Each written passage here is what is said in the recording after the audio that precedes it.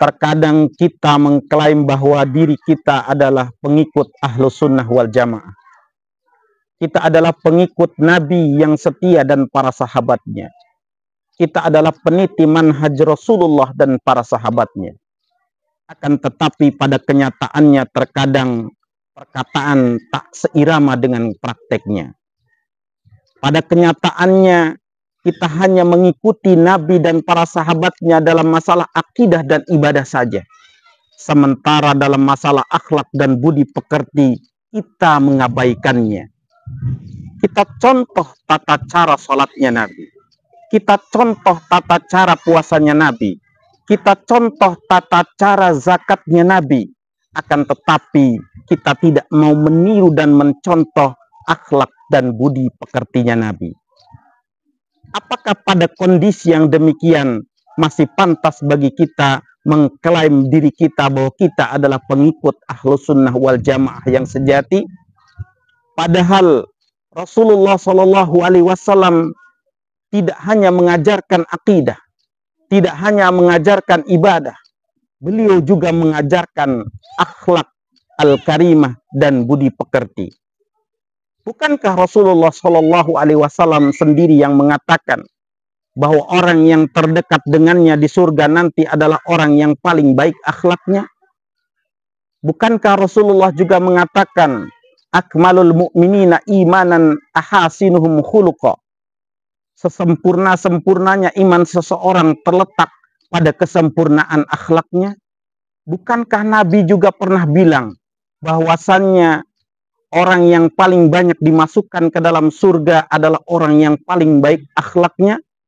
Lalu bagaimana mungkin kita hanya mengikuti Nabi Shallallahu Alaihi Wasallam dari sisi akidahnya, dari sisi ibadahnya, tapi kita abaikan dari sisi akhlaknya?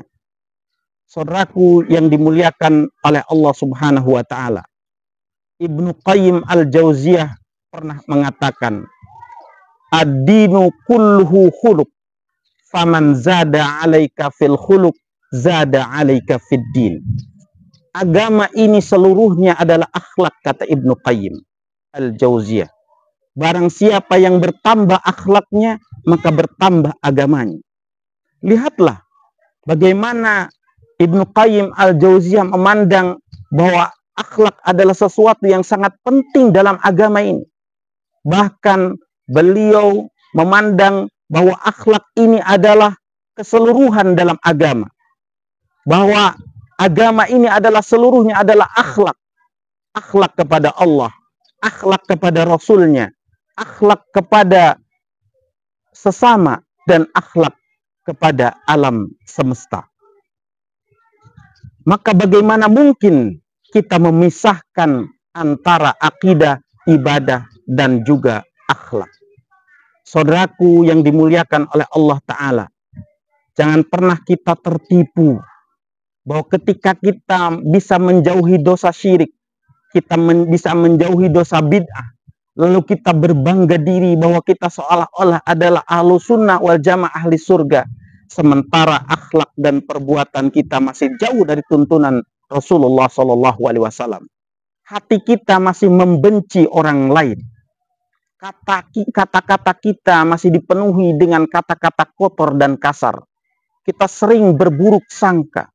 Kita sering kadang memfitnah, berdusta, bahkan kadang bergibah, dan sesekali kadang-kadang kita menzalimi hak orang lain. Apakah pada saat itu kita masih pantas mengklaim bahwa diri kita adalah pengikut Ahlus Sunnah wal Jamaah yang sejati?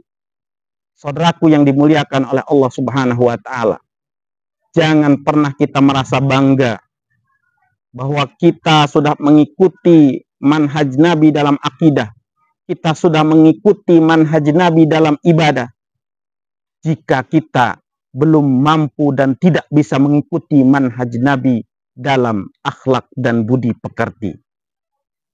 Karena dosa itu bukan hanya syirik, meskipun syirik adalah dosa besar.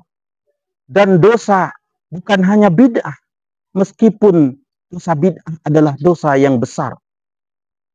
Akan tetapi berbohong pun adalah dosa.